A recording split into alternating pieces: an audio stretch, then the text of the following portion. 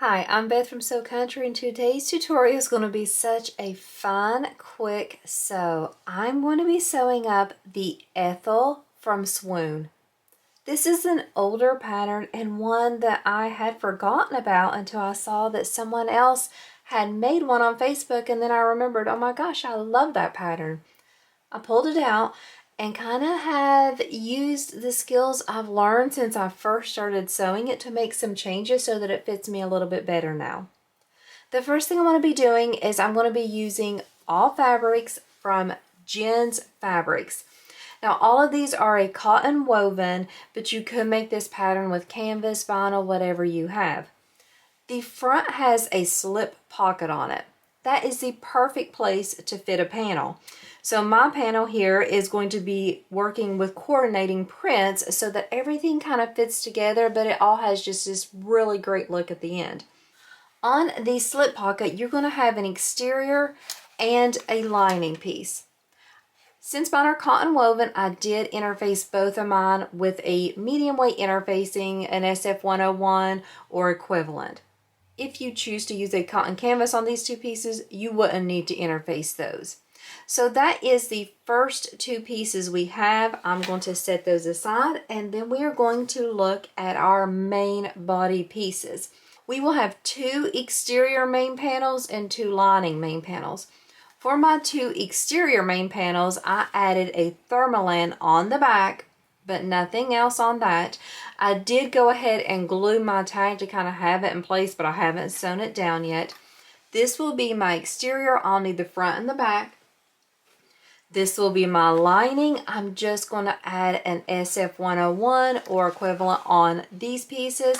I did again glue a label on, but have not sewn it yet. So two linings, two exteriors. Then you're going to have your base piece. You will again need an exterior and lining base piece. For the lining, I kept it the same way, just the SF101. But for the exterior, I did add that layer of thermolan, but I also added a layer of Decaville Heavy. I kept it out of the seam allowance. I don't know if you can see that through there, but this will just give that base just a little bit more stability. It's not required, it's just something I wanted to do. You could definitely use a foam or a Decaville Light in place of the thermolan. Honestly, I just have an abundance of thermolan in my house right now, so that is what I'll be using in a lot of my videos until I kind of use it up. The last materials you'll need to cut out is your side panels. Again, you're going to have two exterior, two lining. For the exterior, I'm going to have it interfaced with that thermolan. For the lining, just the medium weight interfacing and SF101. So you'll have two of each of these. That's all the fabrics you need. So let's talk about the other materials that I'm using today. Then I'm going to go over just a little bit of how I'm doing it differently and some of just the basic things to get prepped before we get started. For my strap, I'm keeping it super simple and I'm just using webbing. I did cut my strap to about 60 inches and I'm going to be using an adjustable bar just so you can choose to wear this as a crossbody or a shoulder bag. I just fed one end of the webbing through, clipped it down, added my swivel hook, fed it back through, added the swivel hook on the other side. I have lots of videos about how to make a strap, but if you ever need more instructions on how to do it, just let me know. But this one, I'm just going to go ahead and have it prepped ahead of time to save some time. We will just be sewing down the two spots that are clipped, and this will of course be one of the first things we do just to get this part out of the way. But this is just kind of an easy, quick way to make a strap, and this bag, I want to demonstrate how quick it is to get a beautiful bag. For my connectors, I want to show you how I'm doing the connectors. I took a 3-inch piece of webbing, and what I did was I slipped a 1-inch D-ring on it, and then I just folded both of those raw edges so that they meet in the middle. I'm going to add just a little bit of glue to this to kind of stabilize that so that while I'm sewing it, it's not moving around. You could definitely do the D-rings the traditional way by adding them in the side of the bag at the top. But I like this. I did this one on my last one I made and just thought it looked really cute. So we're going to do it again. I'm just adding a little bit of glue here at the back of this. You can see not a lot at all. It's not to hold it in place permanently. It's just to keep it from shifting when I'm attaching it to the side panel. What we will do is I'll glue that one down too, but this will be the first thing we sew also along with our strap. We're just getting things prepped. So I'm going to set these aside and I'm going to tell you how I'm going to attach those. I'm keeping this bag super simple today. You could add zipper pockets, slip pockets on the inside, a zipper pocket on the back. I've done that before too. But for this one, I just want to kind of show you the basics of how quick you can get a bag to come together to look great.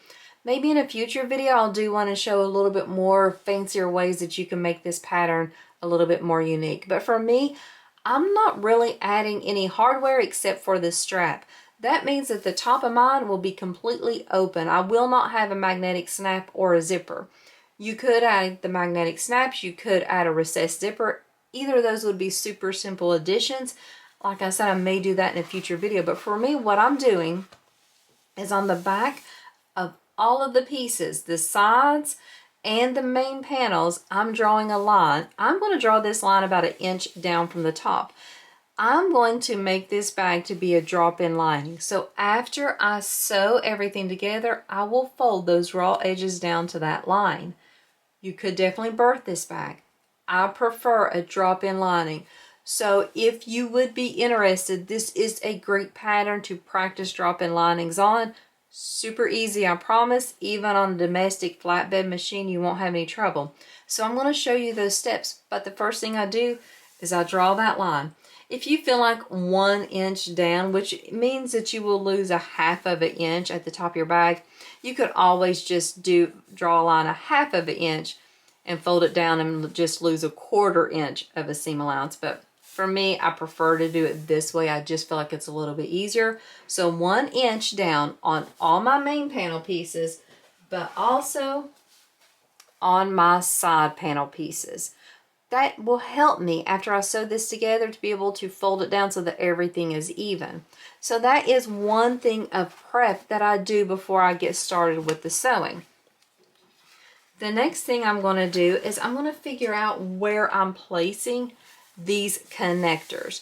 I'm not really 100% for sure where I'm going to do it. I know that whenever I fold down this seam allowance for whenever I drop it in, that is going to be about how it looks. So I want to make for sure that I keep that in mind so that I don't attach this too high or anything like that.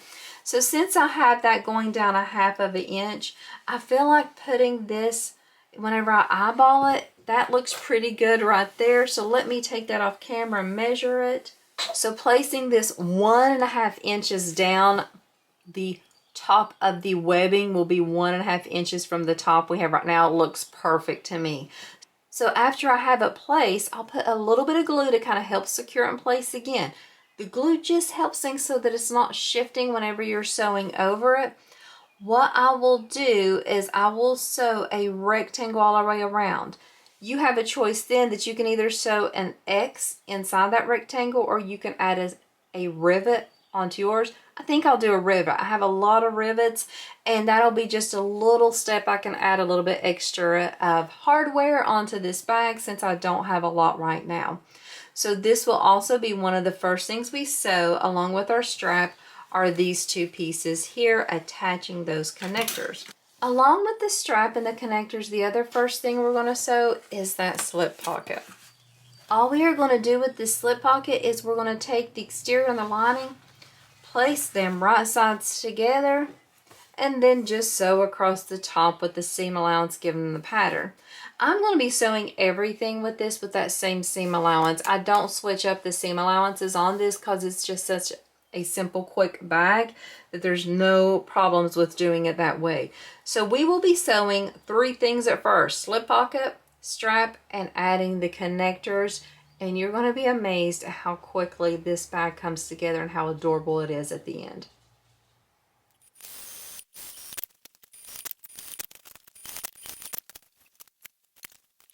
Like I said with that connector, I'm going to center it, and I made my mark about an inch and a half down. I'm going to add a little bit of glue just to help me to not have it shifting so much. I don't need a lot, just a little bit, just to make it tacky. If you're someone who doesn't like to use glue, double-sided tape, pins, clips, whatever you want to do is fine.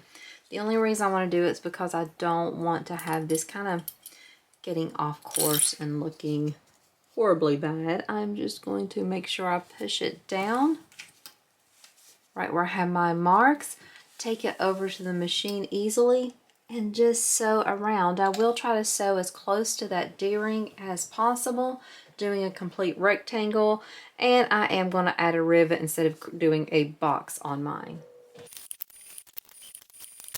Off camera, I'm going to sew the other one the same way. I'm also going to trim up all my threads on both my connectors and my strap. I have some threads on it. As far as that slip pocket, I'm going to open it up. I'm just going to butterfly my seam open and just kind of do a really nice press there. You can take it over the iron if you want to, but I'm just going to finger press, and then I'm going to clip that all the way around. Where this is a curve, if you are uncomfortable, you could always clip those seams. I don't feel I need to. I just take my time and roll that seam out. So I go use my fingers to push it, and then I'll just place a clip. That is how I'll do mine. But you could also snip those seams or take it over to the iron, however you want to do it. But I will finish doing that. When we come back, we are going to top stitch on this slip pocket, and then it'll be ready to attach to the main panel piece. I have both of the connectors sewn on, and I put a rivet in both. So these are done and ready to go on to the next step. But before I do that, I'm going to work on this slip pocket. I also want to show that I sewed both of the tags on off camera. This will be the back. So this is not going to be the one that I'm going to attach the slip pocket to. So I'm going to set these aside also. And what I'll do now is I will just top stitch all along this folded edge where I sewed the slip pocket. I'm going to just sew about 1/8 of an inch away, and I'll have my stitch length at about a 3.5. I definitely will back stitch here when I'm starting and stopping, and I'll just go slow so I can follow the curve to get that really nice top stitch, since this is definitely a feature focus on this bag. I'm going to pull out my front exterior main panel. And of course, I'm just going to lay this directly on top of it, matching up the sides and the bottom. Obviously, I cut my panel a little too large. That's fine. I'll just trim it up at the end. And what I'll do now is I will just baste around the sides and the bottom of this slip pocket, attaching it to this main panel. And look at how beautiful this already is. Just these few steps. I love this pattern. And of course, I'm obsessed with this print. It's such a beautiful print. So let's just baste all the way around at 1/8 of an inch to attach this slip pocket to that main front panel. I'm definitely going to have to trim up some overhang, and I don't have my good scissors beside me, so I'm going to wait to trim this up off camera. So I'm just going to set this aside for right now. Our next step is going to be to pull out our side panels and our base. I'm going to pull out one exterior and one lining. I'm going to have the long edge of that bottom side panel facing towards me, and then I'm just going to pull out this base piece, and the short edge of it I'm going to place directly against, right sides together, that long edge. So the short edge of the base, the long edge of the side panel. Same thing for this one. We're going to do the same thing for the exterior. You're just going to clip these in place, sew straight across with the seam allowance given in the pattern. After we do this, I am then going to butterfly these seams. After I sew these together with that seam allowance given in the pattern, I'm going to butterfly the seams and then top stitch down both sides. So I have the exterior one done. I haven't sewed the lining yet, but what I'm going to do is go ahead and show you how I top stitch down both sides. I simply do mine from the wrong side because it's easier. You can do it however way you want, but for me, I just flip it over and then I open that seam and put my foot right up against it. My foot's an 1/8 of an inch foot, so it works perfectly. I backstitch 2 stitches and then just go forward and keeping the edge of my foot directly in that seam so I get that 1/8 of an inch stitch. Backstitch to end it, and then I'm going to do the same thing on the other side. So you can see that seam is really secure. It's open nicely and it just looks, I think, a little bit more professional doing it that way. Of course, I'm using a blue contrasting thread. You could use a white if you didn't feel comfortable or don't like the look of that. I'm going to do that same thing with this lining piece now. Same seam allowance. We're not doing anything different here. Again, opening that seam allowance and sewing it the same way to top stitch both of those seams flat. This will just allow the bag to lay nicely, the gusset to be laying nice, and it just gives a little bit of a more decorative touch there.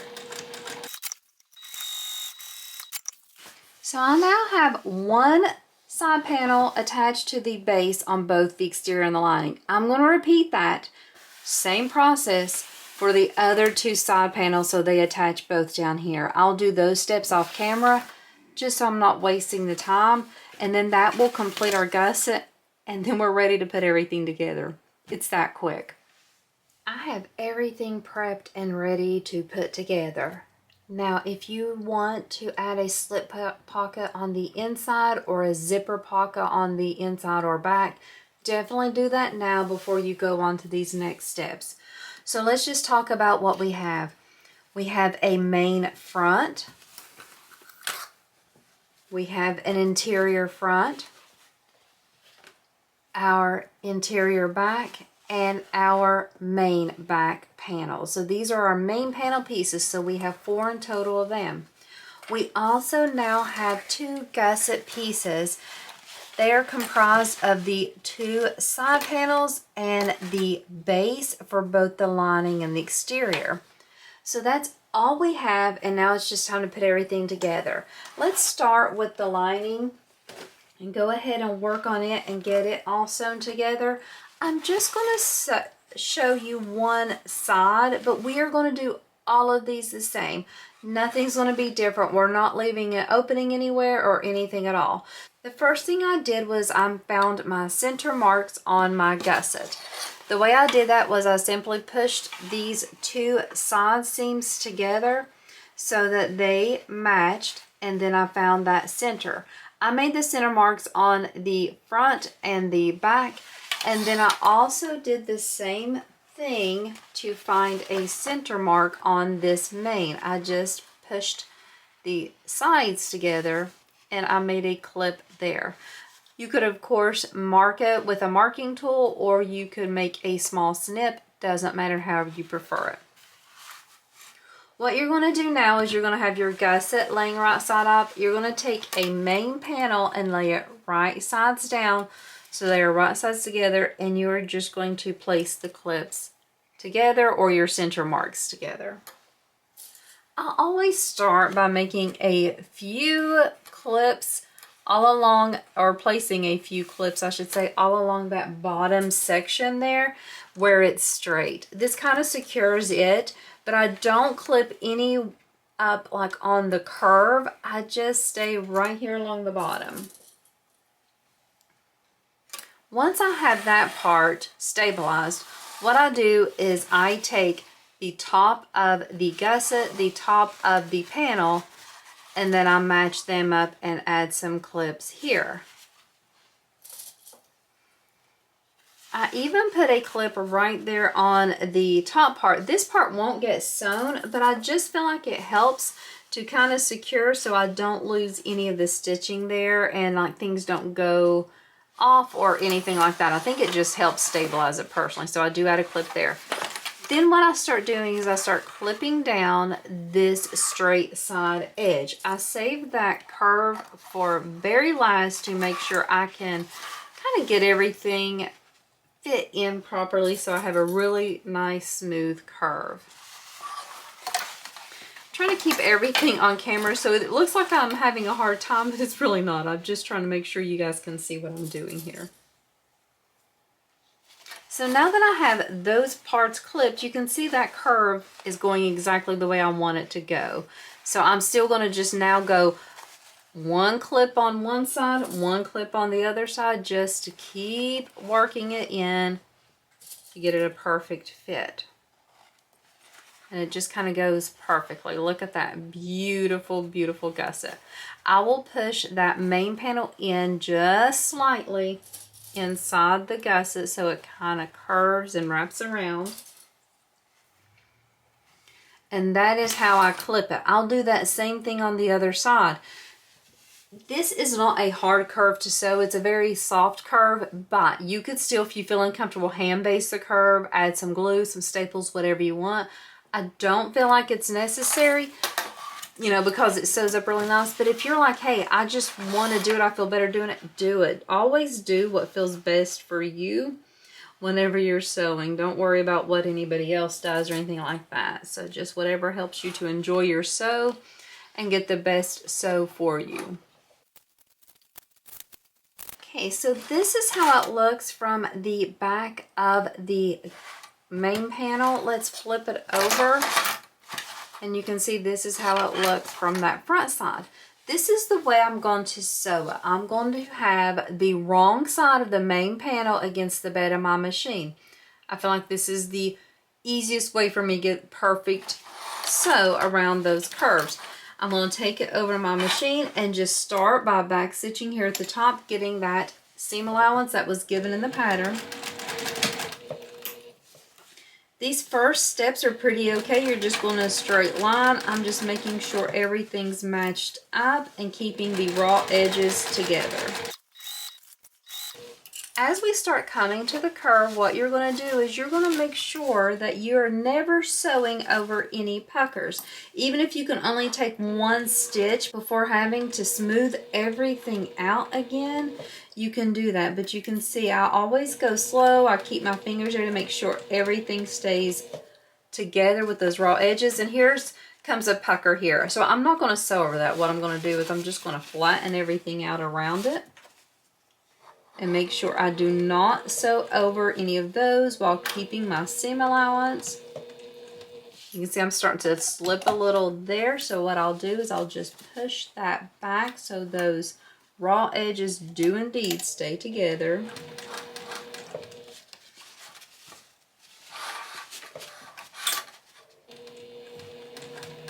And then we're out of that curve and we're back onto straight sewing again.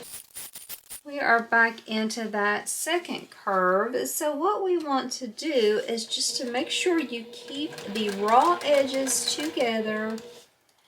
Do not sew over any puckers. Smooth things out. On your edge, it's going to want to slip. Pull it down. Use a hemostat. Use your stiletto. Use your fingers. Whatever you need to keep those raw edges together while going over the curve, keeping that seam allowance. Making sure you don't sew over any puckers. Even if you just take one stitch at a time, take the stitch, smooth it out. Take another stitch, smooth it out. It's okay to look fine in the end. If you start having gathering, look here, you can see it's kind of gathering and your tendency is just going to let it kind of gather. But what I'm going to do is I'm actually going to pull from this side to kind of pull that back in because I don't want it to kind of have more gusset at the end. I've already measured this. I've already clipped it. I know it fits perfectly. So I'm just going to push it down and flatten it instead of letting it pull to the end here. I want it to try to be as perfect of a fit at the end as possible. Backstitch again. And the first side of our gusset is sewn on. It looks great.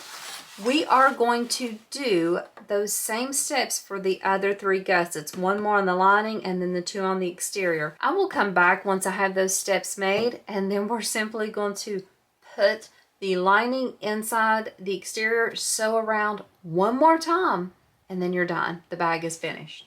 I have sewn the exterior and the lining. Everything's ready to be put together now. I have them both wrong sides out, but I'm going to turn the exterior right sides out. But before I did that, I wanted to kind of talk a little bit about that seam there on the front. I did not keep anything out of the seam allowance. You can see that seam is pretty thick. It's about 1/4 of an inch thick. Now, can my domestic machine handle that? Sure, no problems at all.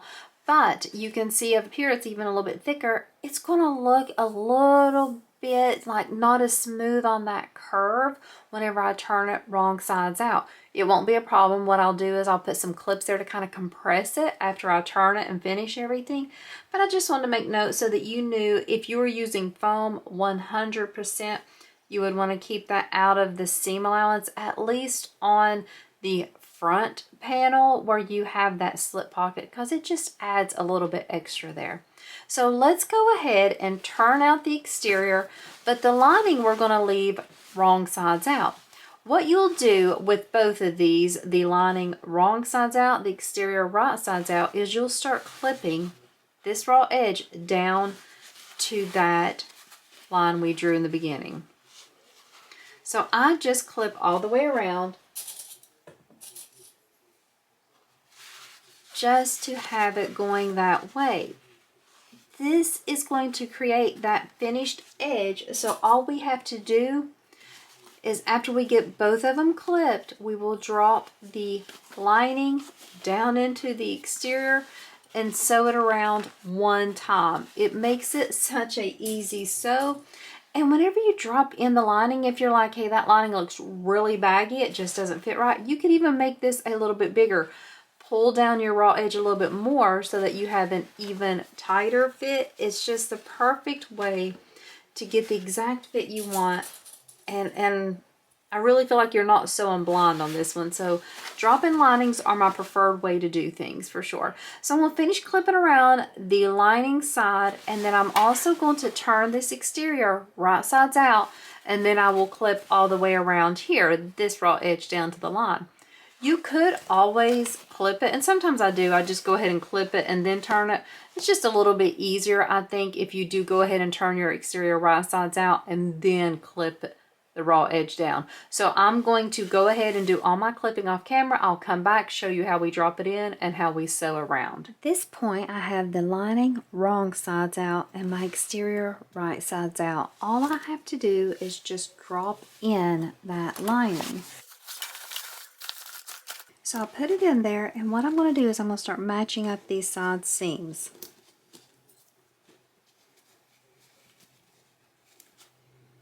I want my lining to just be about 1/16 of an inch below my exterior. Not too big of a deal. I just really don't want it showing whenever I'm looking at the bag from the outside. I will try to clip it that way, but the main thing I'm going to have to do is when I'm sewing, just make sure it's a little bit beneath that. I'm going to go over to the other side and clip that seam as well. So I'll match up all 4 seams, and then I'll just ease the lining all around. If you feel like your lining is too big, which it shouldn't be, but if for any reason it is, you can always just tack it in a little bit while sewing, just re-sew it to get a better seam allowance, or you can just fold a little bit. I've never had a problem with it being so difficult that I can't manage it. Now you can see my lining fits perfectly. It looks great in here. So this is good for me. I have no problems at all. It's time for me to sew it. So now what I'm going to do is I'm going to take this over to the sewing machine, and I'm going to sew it from the wrong side. I'm going to sew it from the lining. So I'm going to push my exterior out of the way, What I want to do is sew about 1/8 of an inch away. You can see that my exterior is just a little bit above my lining, just like I said, about 1/16 of an inch. I'm going to keep that all along this perimeter while I'm sewing it. So I'm going to back stitch, go all the way around, back stitch when I end, and then we're done.